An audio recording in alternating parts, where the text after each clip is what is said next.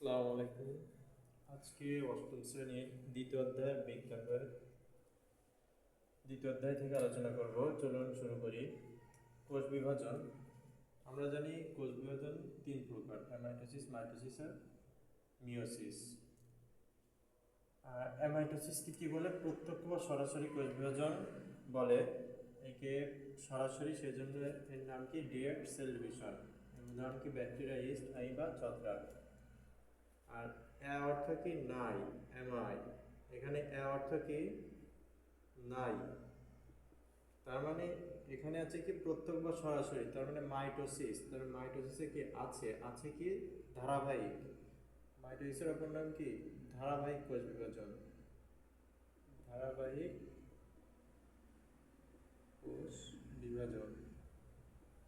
তাহলে অ্যামাইটোসিস মানে কি ধারাবাহিক কোষ বিভাজন নয়, তাহলে কি সরাসরি কোষ বিভাজন বা প্রত্যক্ষ কোষ বিভাজন। আর মিওসিসকে কি বলে? হ্রাসমূলক বিভাজন বলা হয় বা রিডিউস রিডিউস সেল ডিভিশন বলা হয়। মাইটোসিসকে কি বলে? ইকুয়েশনাল সেল, ইকুয়েশনাল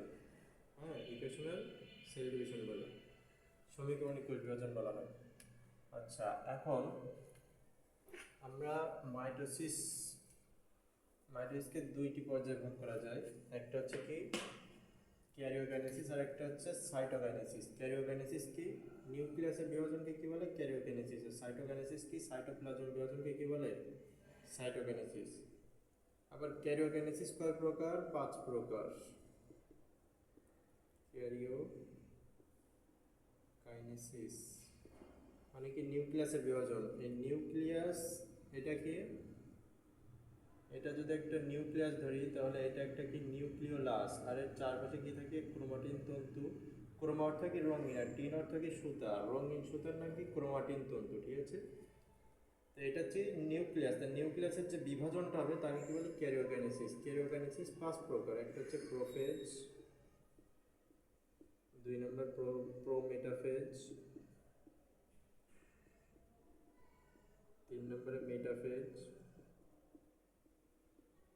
4 নম্বরে অ্যানাফেজ,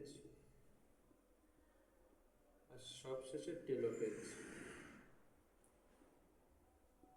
প্রোফেজের প্রোফেজ তো শুরু, এটা হচ্ছে দীর্ঘস্থায়ী পর্যায়। একে বলে কি প্রাক পর্যায় বা দীর্ঘস্থায়ী পর্যায়। অর্থাৎ বাকি যে 4টা পর্যায় আছে, এই 4টা পর্যায় থেকে সব থেকে বেশি সময় লাগে প্রোফেজে। একে কি বলে? প্রাক পর্যায়। প্রোমেটাফেজকে কি বলে? প্রাক মধ্য পর্যায়।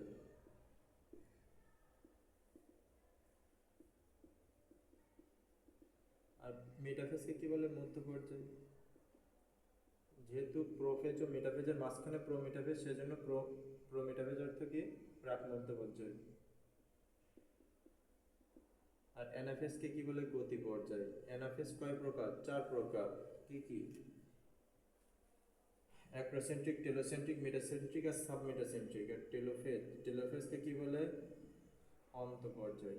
ভিতরের পর্যায়কে কি বলে? টেলোফেজ।